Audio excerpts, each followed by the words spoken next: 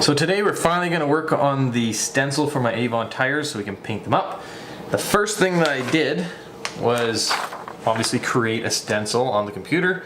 You know, this is based around a 15-inch wheel. I try to get it as centered as I can, so you know, ignore all the lines. I know what they mean. So I got it cut out here on. You know, obviously I taped it down onto the blue stencil paper, which I think is like a Martha Stewart product. In fact, it is Martha Stewart Crafts.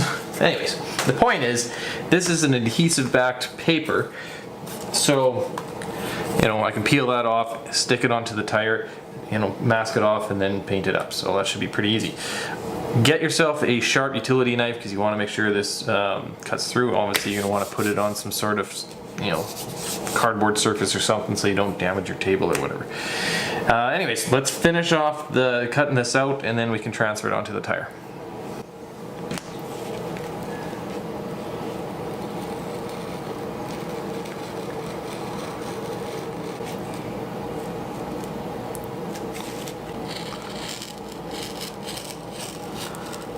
Here's a tip.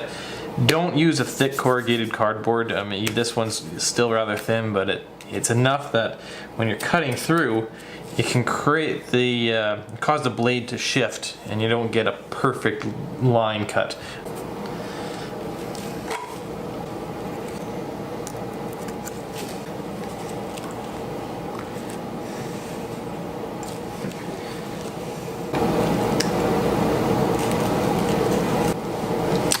So now that the letters are out, I can finish cutting out the rest of the stencil. These lines are actually quite important as I've designed it so, you know, it's a 1/2 inch above, 1/2 inch below, so you can really line up the stencil on your tire to get you know, as straight as possible. And now let's see if this came out like it's supposed to.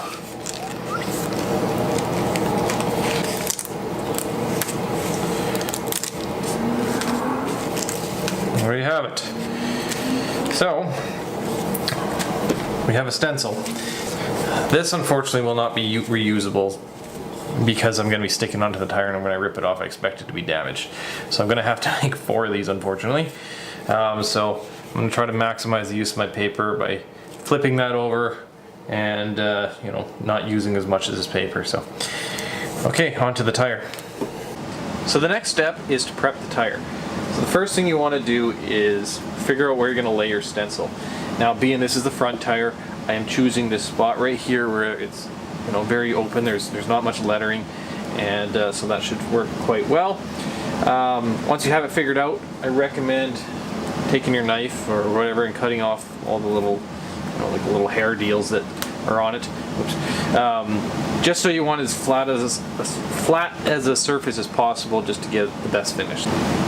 So with that done, the next step is to wash the tire. Now, according to the Ranger tire paint that I'm using, they say just use plain water, so I'm using hot water on a rag, and we're just going to give it a nice thorough scrubbing, which, I mean, it shouldn't be too bad since these tires have never been used, so really, I don't expect it to be too dirty in the first place, but actually there's nothing coming off at all. But yeah.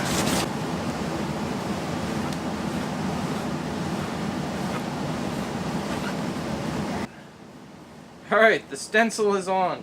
That took a little bit of patience to do that. What I recommend doing is just kind of going over this. And if you get a little bit of a bubble, don't feel bad to just give it a slight little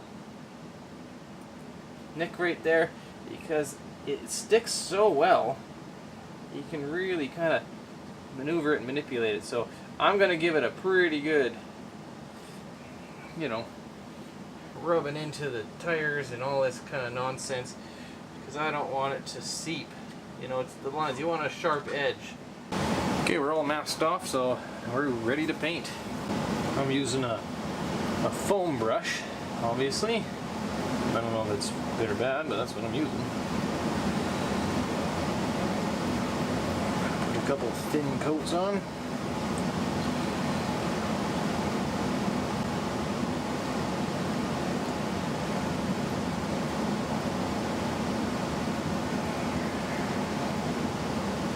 It's only been maybe 10 minutes or so.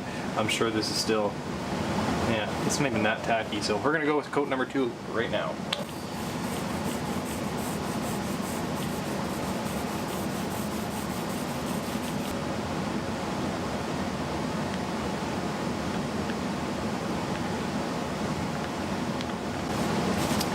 We have our third coat of paint on. It's not completely dry, but I think this is a good time to take all the tape off and see how it turned out. I guess we'll find out.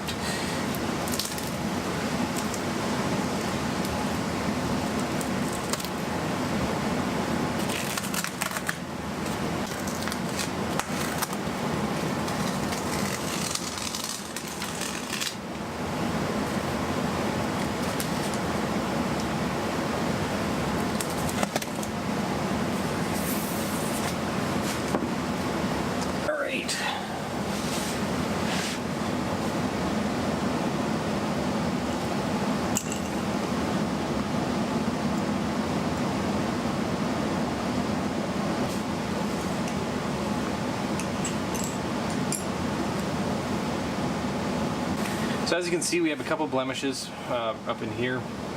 I'm going to try to fix that by putting an edge on and then using the brush to touch it up. I've decided to try something a little different on the second tire. When I was applying the paint on the rear tires, I found the paint was really beating up. It didn't seem like it was sticking to the tire at all. So what I did was I used a little Scotch-Brite, right? There we go. Just to kind of rough up the surface a little bit. And then I applied a really thin coat and I kind of brushed it around with just a little rag, right?